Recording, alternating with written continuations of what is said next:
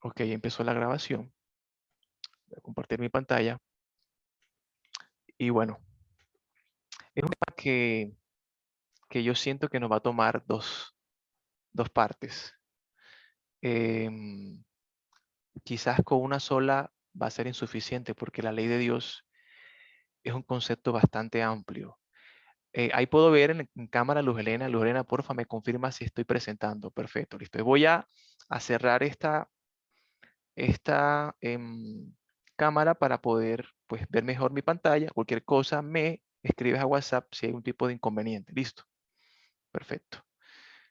Buenas noches, hermanos. Gracias una vez más por estar con nosotros. Ayer hablamos acerca del gran conflicto, esta batalla que está surgiendo o que se está desarrollando, mejor dicho, entre el bien y el mal, entre las fuerzas de Dios y las fuerzas de su enemigo. Lastimosamente, todavía estamos lidiando con esa batalla. Estamos lidiando con una persona real que está intentando eh, engañarnos, seducirnos. Y para eso ha empleado muchas estrategias. La palabra de Dios en Efesios dice que nosotros debemos denunciar esas estrategias, las obras de las tinieblas. El apóstol Pablo dice que nuestra batalla es contra potestades, contra principados, contra gobernadores de las tinieblas. El apóstol Pedro dice que el enemigo del Señor anda como león rugiente buscando a quien devorar. Así que nosotros tenemos que estar apercibidos de esas estrategias. Una de esas estrategias es aseverar que la ley de Dios ha sido abolida en la cruz. ¿Y cuántos de nosotros hemos escuchado eso, verdad? Pastores, laicos, líderes religiosos que predican, que promulgan una mentira.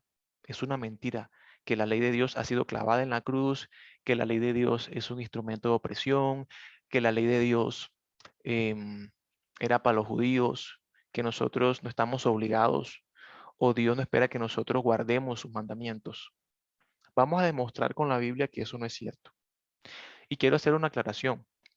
Mis convicciones, mis creencias, si yo digo creer en Dios, mis convicciones, mis creencias deben basarse en lo que la palabra de Dios diga. Si lo que yo pienso en cuanto a un asunto no tiene fundamento bíblico, ¿qué debemos hacer con ese pensamiento?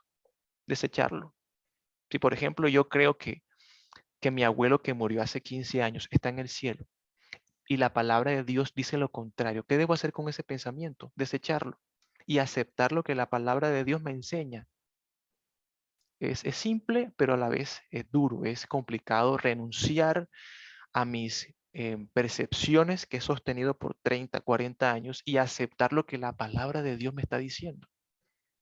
Porque la palabra de Dios es viva, la palabra de Dios es la forma como Él se ha comunicado con nosotros. Es una de las maneras que Dios ha implementado para comunicar su voluntad, para comunicar la verdad. Así que mis convicciones, mis creencias deben basarse en lo que la palabra de Dios diga. Y la palabra de Dios nos dice en Primera de Juan capítulo 3, versículo 4, todo aquel que comete pecado infringe también la ley, pues el pecado es ilegalidad. Recientemente he descubierto que esta es una mejor traducción de ese versículo. El pecado es ilegalidad. El pecado es una condición en el cual nosotros vivimos, nos desenvolvemos, nos comportamos, pensamos, actuamos en ilegalidad, es decir, en desarmonía, en discordancia, en desacuerdo con la ley de Dios. El pecado es ilegalidad. Y todo aquel que comete pecado infringe también la ley. Por lo tanto, todo aquel que vive en una condición en desarmonía con la ley de Dios va a pecar, va a infringir la ley de Dios, va a codiciar, va a hurtar, va a mentir, va a robar, va a deshonrar a padre y madre. La consecuencia de vivir en pecado es transgredir ¿qué cosa? La ley de Dios. Ahora, ¿qué me enseña esto a mí? Que el pecado es mucho más que comportarse mal, que el pecado va mucho más allá de yo mentir, de yo robar, de yo codiciar, de yo adulterar. El pecado es una condición y me gustaría recalcar eso, querida iglesia. El pecado es una condición, es un estado, es una forma de vida, es una filosofía, es una manera de hacer las cosas. Dios ha dicho que nosotros debemos amar a los demás, buscar el beneficio de los demás, de mi mamá, de mis hermanos, de mis vecinos, de mis compañeros de trabajo, vivir en función de la felicidad de ellos. Esa es la manera como Dios ha establecido que las cosas se desenvuelvan. Y el pecado es salirme de esos parámetros que Dios ha establecido. Yo vivo en pecado porque vivo en desarmonía con la ley de Dios, en rebelión, en oposición con la ley de Dios. Así que Dios estableció una ley para beneficio de nosotros. Dios estableció sus mandamientos para hacernos felices, para protegernos del mal. Los mandamientos son como una barrera, como un muro protector que nos protege, que nos aísla del sufrimiento, del dolor. Obviamente sufrimos aunque guardamos la ley, porque vivimos en un mundo de sufrimiento, de dolor. Pero originalmente Dios estableció su ley para evitarnos los sufrimientos, para que podamos ser felices. Es la transgresión de esa ley la que ha traído consigo muerte, caos, masacres, adicciones, infidelidades, adulterios, la transgresión de la ley de Dios. Y me gustaría recalcar que el apóstol Juan escribió su carta o su epístola mucho después de la muerte de Cristo, mucho después, 60, 50 años, no sé exactamente qué tiempo. Y Juan está diciendo que todo aquel que comete pecado infringe también la ley. El apóstol Juan está diciéndonos aquí que la ley de Dios sigue vigente, porque la ley de Dios es el parámetro que Dios ha utilizado para mostrarme lo que está bien y lo que está mal, lo que le agrada a Dios y lo que es abominable para Dios. Esa es la ley, es un parámetro, es un espejo, es un marco referencial para yo saber lo que agrada y no agrada al Señor y para yo entender lo que me hace daño a mí o lo que no me hace daño. Así que el pecado es mucho más que infringir la ley de Dios. El mismo versículo lo está diciendo. El que comete pecado infringe también la ley. Así que infringir la ley de Dios es una consecuencia de cometer pecado. Ahora, podríamos hablar lo que significa cometer pecado. ¿Qué significa cometer pecado o incurrir en pecado? Bueno, es un estudio más avanzado. Quizás yo no tengo todas las respuestas, digamos, para mostrarles qué consiste cometer pecado, pero es mucho más allá que acciones equivocadas. Así que el pecado es ilegalidad. Ahora, me va a tocar, no, yo voy a tener que dejar de presentar porque se me congela la pantalla. Deme un segundo, por favor. Ok, mejor presento así en la página original y así me evito complicaciones. Ok, listo. Entonces, eso es lo que la palabra de Dios nos enseña. Y repito, todo aquel que comete pecado infringe también la ley, pues el pecado es infracción de la ley. El pecado es quebrantamiento de la ley. Vivir, actuar, comportarse, pensar, amar, entre comillas, en forma distinta a lo que Dios ha establecido. Porque el pecado también es amor, amor a uno mismo por encima de los demás, eso es pecado. Amor a mí mismo por encima de Dios, eso es pecado. Es un falso amor. Así que eh, vamos a ver,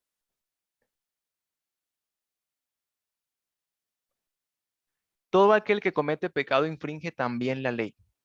Ya lo acabamos de decir, el pecado es algo más que la mera violación del decálogo. El pecado es transgredir la ley de Dios. Es una consecuencia secundaria del pecado.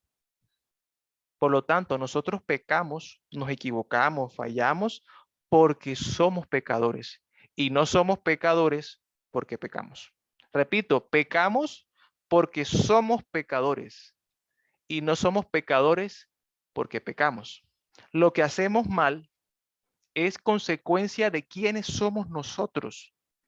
Tu esposo te trata mal, tu hijo es rebelde por la condición con que él nació. Él es un pecador por nacimiento. Nacemos con la semilla del pecado incrustada en el ADN.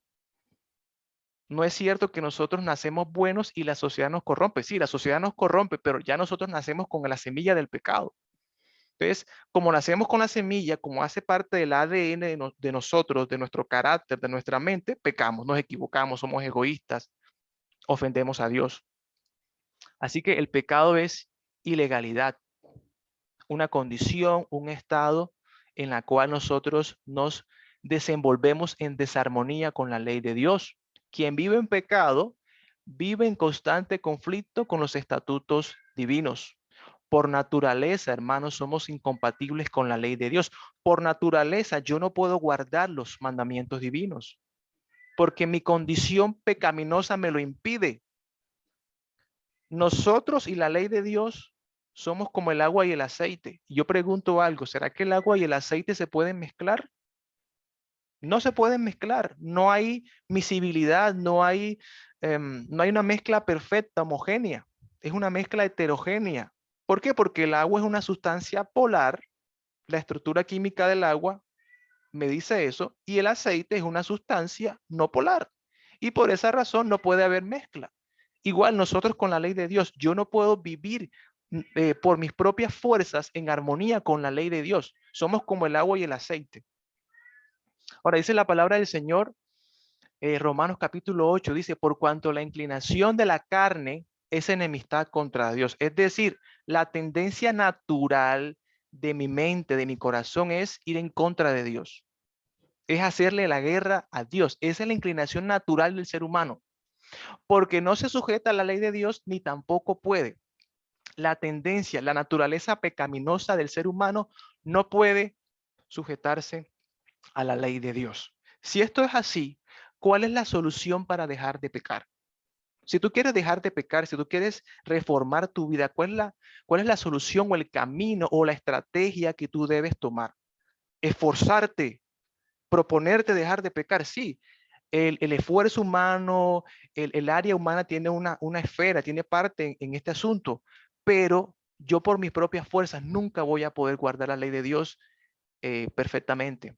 Es Cristo viviendo en mí quien guarda la ley. Ya no vivo yo, decía el apóstol Pablo, sino que Cristo vive en mí. Cristo viviendo en mí, morando en mí, guarda la ley. Y es por eso, hermanos, que nosotros tenemos que entregarnos a Cristo, rendirnos a Cristo, porque este yo pecador comete errores, se equivoca, ofende, es egoísta.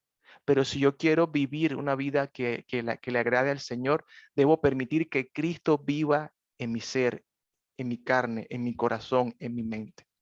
Así que somos enemigos de Dios por ser transgresores de su ley. Simplemente por eso. Ahora, ¿qué tiene que pasar para que nosotros seamos amigos de Dios? Vivir en armonía con su ley, reconciliarnos con el Señor, entregarnos, inclinarnos, rendirnos al Señor. El Espíritu Santo suplica tu vida. El Espíritu Santo es la voz de la conciencia que te habla, que te dice, mira, no hagas esto, eso está mal. Cuando yo me equivoco, yo me siento mal. ¿Por qué? Porque el Espíritu Santo está allí hablándome, no hagas eso. Y nosotros muchas veces hacemos caso omiso a esa impresión del Espíritu Santo. Así que hermanos, ríndete al Espíritu Santo, ríndete a Cristo Jesús.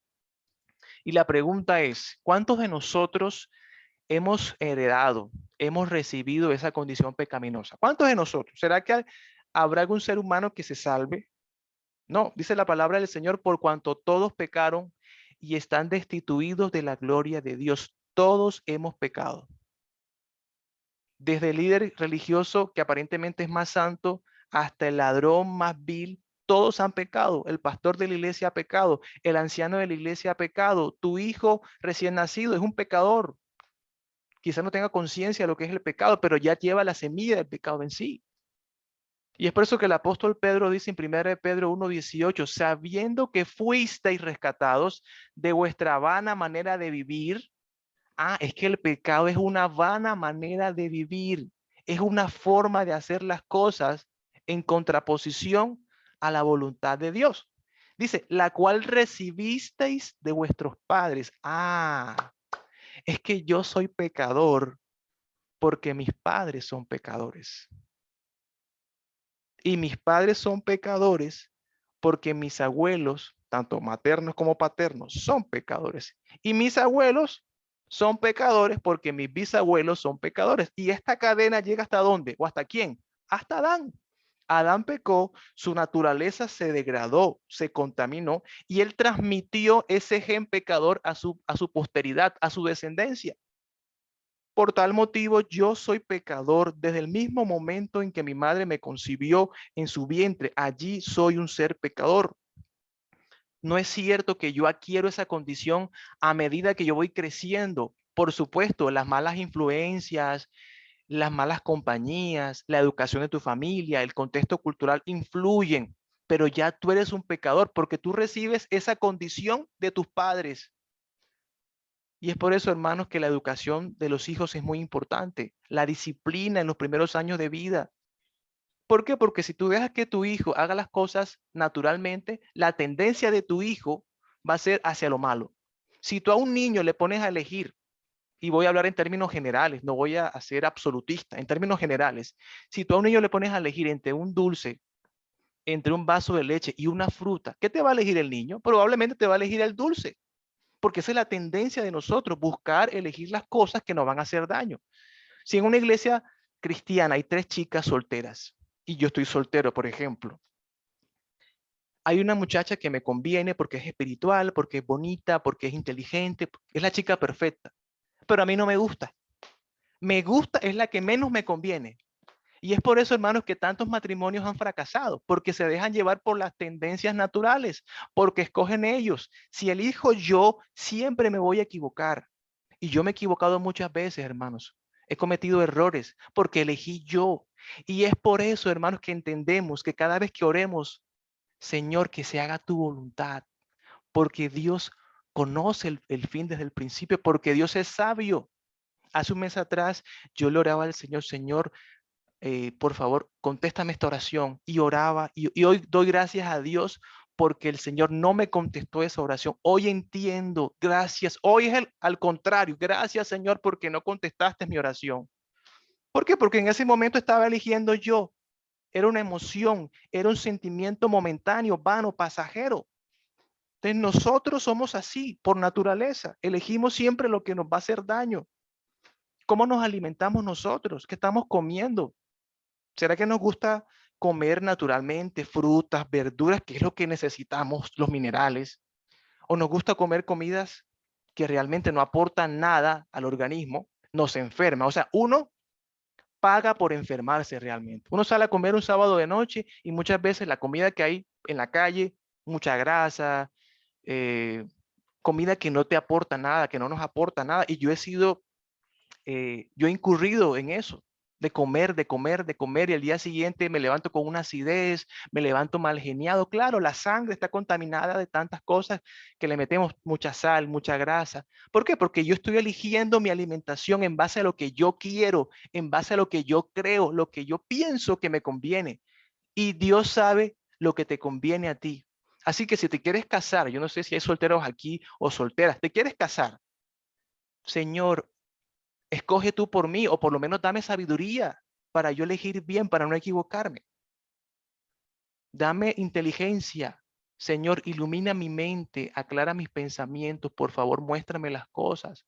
Y la hermana White lo dice, los que se quieren casar deben orar muchas veces al día, orar y encomendarle ese proyecto, esa empresa al Señor, porque si tú eliges, y lo voy a repetir, si tú eliges, te vas a equivocar. Que sea el Señor eligiendo por ti, que sea el Señor dándote la sabiduría, la inteligencia para escoger correctamente tu profesión, tu compañero de vida, tu alimentación. Todos los días tomamos decisiones, hermanos. Y si nosotros no tenemos la sabiduría, vamos a fallar, vamos a provocar dolor, sufrimiento. Y es por eso, hermanos, que Dios quiere que tengamos sabiduría. Y sabiduría es simplemente saber vivir, elegir correctamente. Hay mucha gente que es inteligente porque tiene información, conocimiento, sabe de matemáticas, sabe de física, pero no es sabia. No sabe vivir, no sabe comportarse, no sabe encarar, no sabe enfrentar la vida. No son sabios, no somos sabios. Así que esa condición la heredamos de quién? De nuestros padres. Yo heredo, recibo esa naturaleza pecaminosa de mi madre, de mi padre. Por lo tanto, las tendencias o los defectos de carácter de mis padres es muy probable que yo los herede. Es muy probable. Si, por ejemplo, mi padre es un hombre iracundo, es un hombre terco, es un hombre, qué sé yo, mal geniado, cascarrabia, es muy probable que yo herede esa condición pecaminosa. Es muy probable.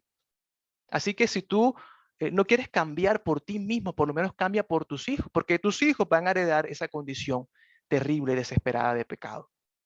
Ahora, es interesante que el hombre, el ser humano, antes de caer en pecado, reflejaba el carácter de Dios. Estaba lleno del Espíritu Santo, era sabio, vivía en armonía con la ley, con los estatutos, con los parámetros que Dios había establecido.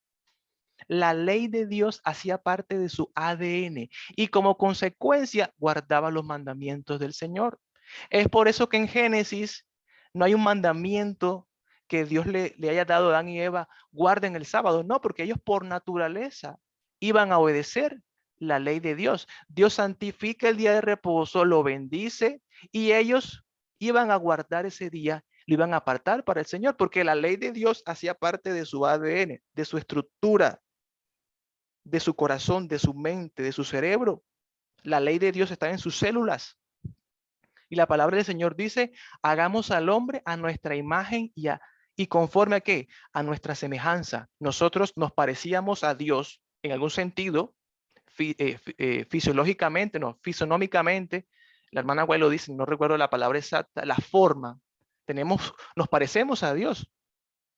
Y también nos parecemos o nos parecíamos en carácter al Señor. Creo que es la fisonomía, nos parecíamos en la fisonomía del Señor. Eso lo dice textualmente la hermana White. Así que lastimosamente pecamos, lastimosamente nos desviamos del camino que Dios estableció y ya conocemos la historia. Ahora, dice Romanos 5:18, así que como por la transgresión de uno, o sea, por la desobediencia de Adán, vino la condenación a todos los hombres, de la misma manera, por la justicia de uno, o sea, por la justicia, por la vida perfecta de Cristo Jesús, vino a todos los hombres la justificación de vida. Es decir, así como por naturaleza yo heredo una naturaleza, un carácter, valga la redundancia, pecaminoso, unas tendencias hacia el mal, solamente por nacer en este mundo, si yo creo en Cristo Jesús y si yo me aferro a los méritos y creo en Él, yo voy a heredar su justicia. La justicia de Cristo me es imputada y me es impartida a mi vida. Y Dios me trata como si nunca hubiese pecado, porque Dios no me ve a mí, sino ve a Cristo Jesús. Así que lo bueno que tú haces, no lo haces tú, lo hace Cristo viviendo en ti. Y lo malo que tú haces, tampoco lo haces tú, lo hace el pecado, esa condición que te lleva, que te obliga a comportarte de forma contraria a los parámetros que Dios ha establecido. Es muy sencilla la ecuación. Yo recibo la condición, la naturaleza pecaminosa de Adán por naturaleza, y si creo en Cristo Jesús, recibo su naturaleza y cada día soy santificado, cada día soy perfeccionado, cada día el Señor va removiendo ese pecado de mi carácter, de mi ser. Ahora, en síntesis, fuimos creados a imagen y semejanza de Dios, perfectos, rectos, eh, plenos. Es decir, vivíamos en armonía con su ley. Esta era parte de su ADN, de nuestro ser. Pero por la desobediencia de Adán y de Eva, su naturaleza se pervirtió y ahora le resulta imposible obedecer sus preceptos. Todos nosotros heredamos esa condición y además estamos enemistados con Dios. Esa es la síntesis de lo que hemos hablado hasta el momento. Somos pecadores por naturaleza y por nuestras propias fuerzas no podemos dejarlo de ser. ¿Cuál es la solución para el pecado? Vamos a verlo el día de mañana. El pecado, la enfermedad mortal más tremenda, peor que el COVID, peor que cualquier cáncer, que cualquier SIDA. Ese es el pecado. Ahora, este es un resumen del tema de mañana. La consecuencia primaria del pecado es que nos separa de Dios. El pecado nos aleja de Él, de sus bendiciones. Y si yo me separo de Dios y si yo me alejo de Él y Dios es la fuente de gozo, la fuente de paz, ¿lo creemos así? En Dios hay gozo, en su presencia hay plenitud de gozo. Y si yo me alejo de la fuente de gozo, ¿cuál va a ser el resultado natural? Ansiedad, tristeza, depresión, intranquilidad, porque me alejé de la fuente de gozo. Si Dios es la fuente de vida y me alejo de la fuente de vida, estoy sentenciado a la muerte. Si Dios es la fuente de paz y yo me alejo de la fuente de paz, la consecuencia natural es intranquilidad, es ansiedad. Quizás es posible, hermanos, que tu ansiedad sea porque estás lejos del Señor. Y digo quizás porque también una mala condición física, malos hábitos de salud generan trastornos. Esa forma de vivir impacta tu estado de ánimo, ¿cierto? Así que la consecuencia primaria es que el pecado nos aleja de Dios, nos separa de Él, de sus bendiciones. Y las consecuencias secundarias es que si yo me alejo de Dios, me alejé de la fuente de sabiduría, voy a tomar malas decisiones. Número 2, voy a pedir cosas a Dios que no me convienen. Número 3, yo no quiero buscar a Dios. Número 4, el pecado nos animaliza, nos vuelve en animales irracionales, en bestias. Número 5, el pecado me incita a llevar a la contraria a quién? A Dios. El Señor ha dicho, el día de reposo es el sábado. No, es el domingo. Cuando Cristo venga, todo ojo le verá. No, el rapto secreto. Solamente hay un solo Dios conformado por tres personas, Padre, Hijo, Espíritu Santo. ¿Lo enseña la palabra del Señor? No, Jesucristo es creado. ¿Se dan cuenta que el pecado me lleva a mí a contrariar a Dios, a ser enemigo del Señor? Y por último, el pecado me insensibiliza. Dice la palabra del Señor que por el aumento de la maldad o por el aumento de la transgresión de la ley, el amor de muchos se enfriará. Mucha gente perderá la sensibilidad, el amor al prójimo por causa del pecado. Ahora, vamos a ver lo que dice la palabra del Señor, Gálatas 3:19. Entonces, ¿para qué sirve la ley? Dice el apóstol Pablo. Pues después de hacerle su promesa a Abraham, Dios nos dio la ley para mostrarnos lo que estábamos haciendo mal. Gálatas 3:19. Así que como el hombre perdió el conocimiento de Dios o su naturaleza se pervirtió, entonces ahora Dios nos muestra su ley como un GPS, como un mapa, para entender y para tener claro lo que le es agradable a él y lo que no. Por ejemplo, ustedes viven en Barranquilla ahora mismo, ¿cierto? Y cada uno de ustedes sabe cómo llegar a Buenavista. Buenavista 2. No tienen que esforzarse para pensar. Ustedes van a la 38, cogen un bus, se bajan allá en la 93, con la 46, caminan y llegan a Buenavista. ¿Por qué? Porque eso lo tienen mecanizado ya ¿dónde? En su mente. Pero ¿qué pasa, por ejemplo, si yo, en mi caso personal, me da amnesia, sufro un accidente y se me olvida todo? Me toca ir con un mapita a Buenavista. Bueno, el pecado, hermanos, provocó en nosotros amnesia. Nosotros por naturaleza guardábamos la ley de Dios. Estaba mecanizado eso aquí en la mente. Pero el pecado borró eso y ahora Dios nos da su ley como un mapa para hacer lo bueno y para entender lo que es agradable a Él. Es como un taxista que trabaja por 30 años en Barranquilla y él sabe qué vía tomar. Él no tiene que forzarse, que pensar. Él simplemente va en modo automático a veces. A veces uno camina y va doblando a la izquierda, a la derecha, ya uno sabe por dónde va a coger. Pero si me da amnesia a mí, ya tengo que ir preguntando y tengo que llevar un mapita, un GPS, algo para guiarme, ¿cierto? Entonces, la ley de Dios es una guía que Él nos ha dado para mostrarme a mí lo que estoy haciendo mal. Dice la palabra de Dios, entonces, ¿para qué sirve la ley? Fue dada después para poner de manifiesto, para evidenciar la desobediencia de los hombres. Ese es el propósito de la ley. La ley de Dios es buena para nuestro beneficio. Gálatas 3:19. Y es por eso que la palabra de Dios dice en 1 Timoteo, pero sabemos que la ley es buena. El apóstol Pablo, a quien muchas personas le atribuyen el enseñar que ya la ley de Dios está abolida en la cruz, me está diciendo aquí que la ley de Dios es buena, tremendo. si uno la usa legítimamente, conociendo esto, que la ley de Dios no fue dada, otorgada para el justo, y la palabra de Dios me dice a mí que no hay justo ni a un uno, sino para los transgresores, desobedientes, para los impíos y pecadores. Y la pregunta es, ¿cuántos aquí presentes son transgresores, desobedientes, impíos y pecadores? Todos. Así que la ley de Dios no fue dada para quién, para todos aquí, en el mundo. Es el parámetro, es en la manera que Dios está utilizando para mostrarme el camino de vuelta a Él. La ley de Dios es buena. Qué tremendo es esto, hermanos. Todo lo contrario a lo que se anuncia, se esparce en el mundo cristiano de hoy en día, que es una carga, un instrumento de opresión, que eso era para los judíos. No, aquí la palabra de Dios me dice a mí que la ley de Dios era para los transgresores, desobedientes, para los impíos y pecadores. No dice que era para los judíos. Así que, hermanos, la ley de Dios es buena y yo alabo el nombre de Dios por su santa ley. Ahora, cuando el hombre peca aquí en la tierra, cuando desobedece al Señor, Dios le muestra el plan de salvación.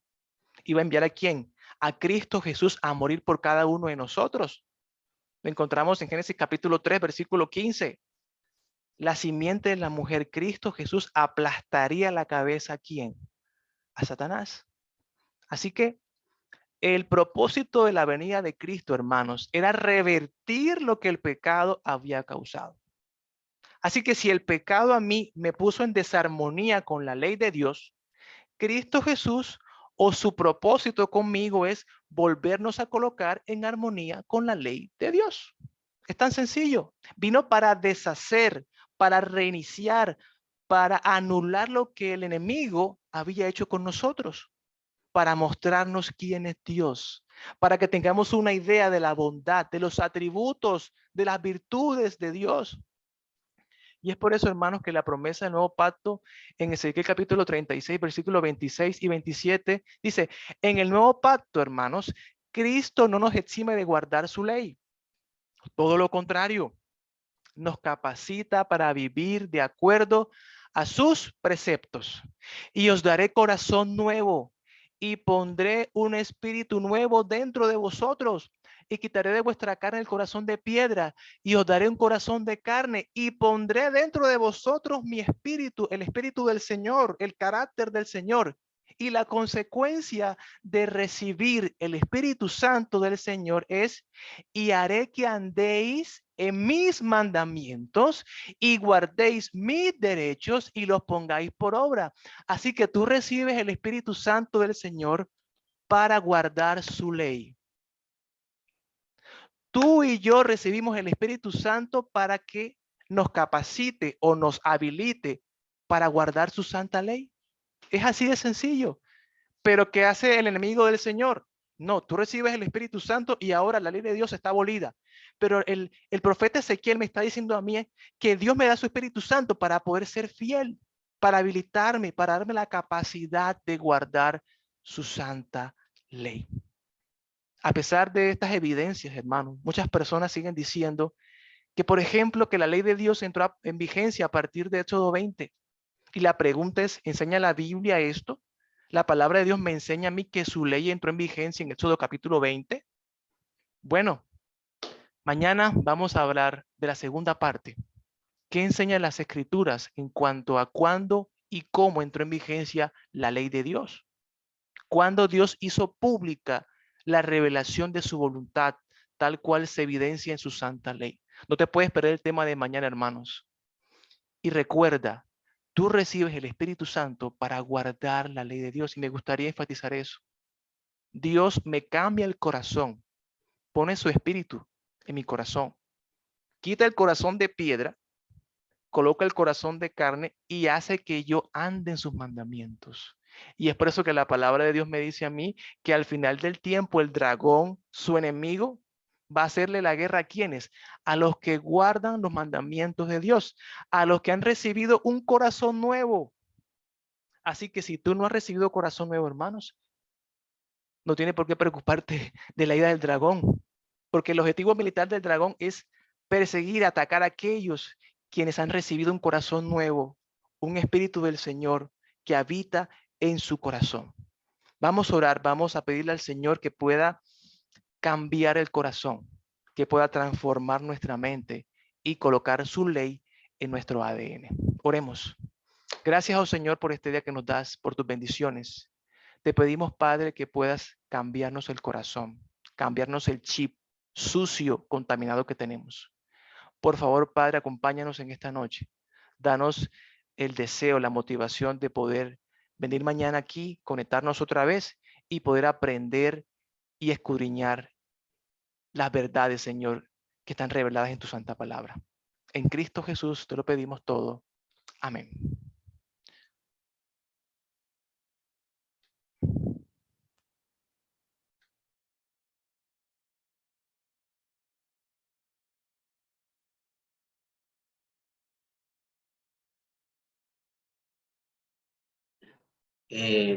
Excelente tema, mi hermano. Dios le siga bendiciendo. Yo tomé unos apunticos aquí muy interesantes y Dios es la fuente de paz. Me gustó esa frase. La otra es, la ley de Dios es buena. Y hermano Wilson tocó el pasaje preferido mío. Y os daré un corazón nuevo y pondré un espíritu nuevo dentro de vosotros. Que guardes los mandamientos y estatutos. ¿Verdad? Mañana estaremos nuevamente acá y el tema va a ser el siguiente.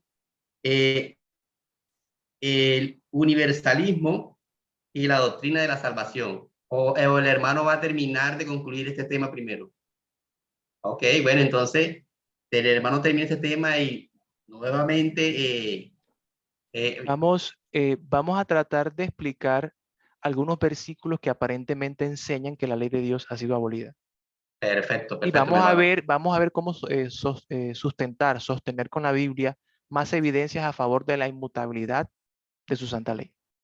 Claro que sí, mi hermano Wilson. Ahí el hermano Carlos Castelar está levantando la mano. Voy a darle el espacio para que converse qué nos quiere preguntar el hermano. Adelante, mi hermano Carlos.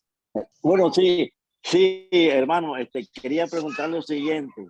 De todos modos, el pecado es malo. Dios no acepta el pecado, eso lo sabemos. Pero tenemos la esperanza que Dios dice que es la confusión, que Dios perdona los pecados. Que Dios perdona los pecados. El pecado es malo, pero sin embargo, Dios nos da la oportunidad de perdonar los pecados. Entonces, eso hay que tenerlo en cuenta. Un buen arrepentimiento, considero personalmente que Dios nos va a perdonar. Estoy de acuerdo con eso, doctor. Así es, mi hermano Carlos. Tenemos intercesor en el cielo, Cristo Jesús, ¿verdad? Es nuestro intercesor, Ajá. nuestro abogado y nuestro juez, ¿cierto?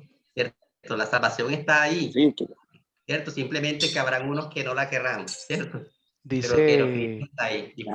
dice Primera de Juan 1:9, si confesamos nuestros pecados, ojo, Él es fiel y justo para perdonarnos y limpiarnos de toda maldad. La condición es confesar los pecados. Arrepentirse. Ok, está muy bien. Listo, mi hermano Carlos, gracias por estar atento ahí. Esas preguntas también nos ayudan a nosotros ¿cierto? A profundizar mucho más. Bueno, que Dios les bendiga. Tenemos el himno final. Exacto, hermano Sergio, tendremos una alabanza especial. Claro que sí, mi hermana. Adelante. Ya voy a compartir la alabanza especial. ¿Cuál es? Ah, ya, ok. Qué pena que me... Vamos aquí a buscarla. La ley de Dios. Ok.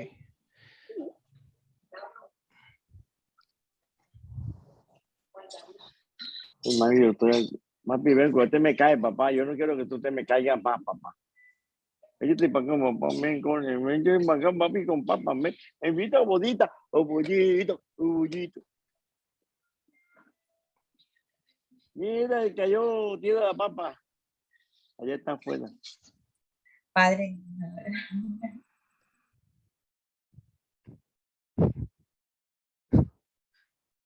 Denme un segundo, ya me perdí un momentico acá. Voy a esperar a buscar la forma de encontrar. Aquí tengo el especial. Denme un segundo, por favor. Mañana los invitamos entonces a las 7 de la noche, 6:45, para seguir estudiando más de la palabra de Dios. El tema va a ser sobre la segunda parte de la ley de Dios. El día miércoles, el día jueves vamos a hablar acerca del universalismo y la doctrina de la salvación. Entonces, vamos aquí, ya tengo el especial. Ok, voy a compartir pantalla. Muy bien, listo.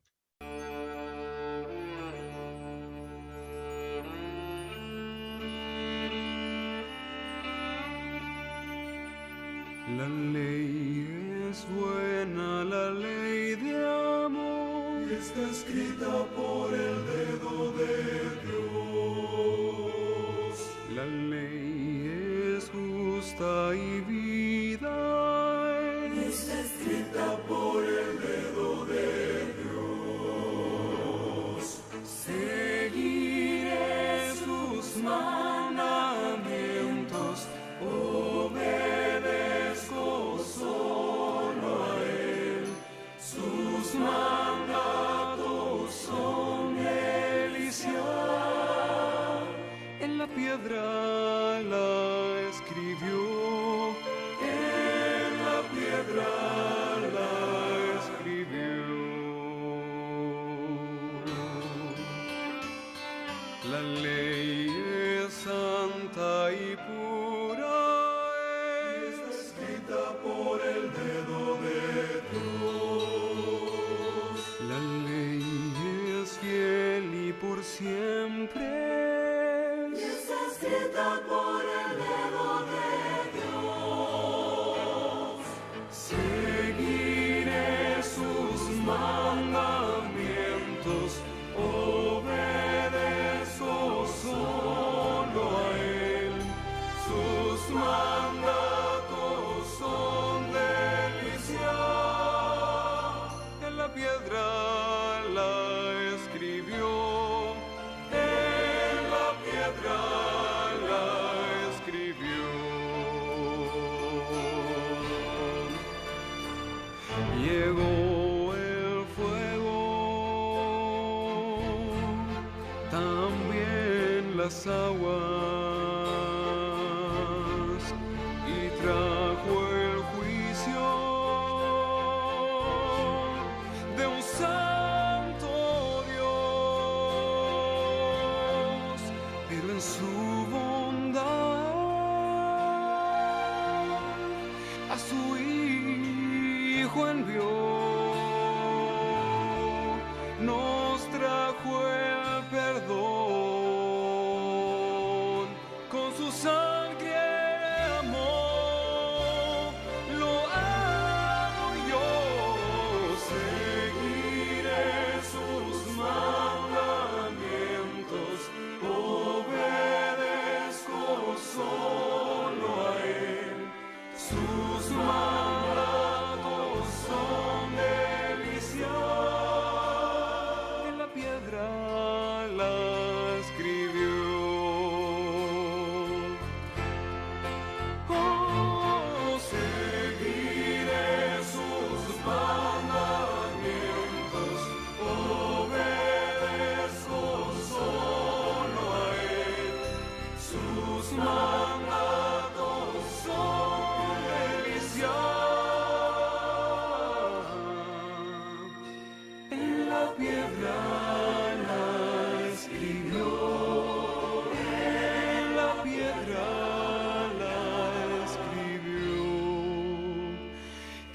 escritas por sus manos, en la piedra la escribió.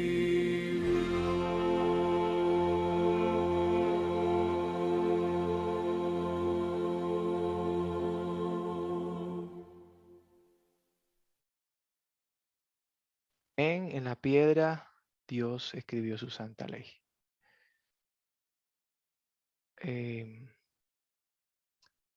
Luz, adelante.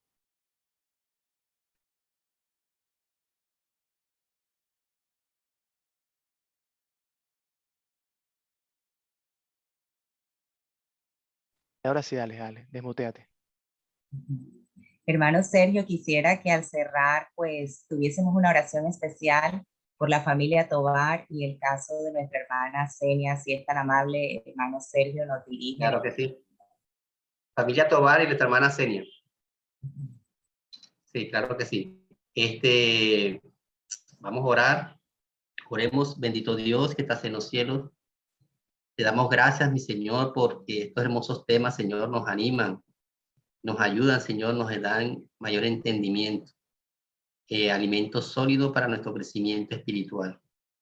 Queremos pedirte, Señor, por la familia Tovar, por la hermana Senia, Señor, que usted, Señor, nos bendiga, se haga su santa divina voluntad, Señor. Estamos en sus manos, Padre bueno y amante.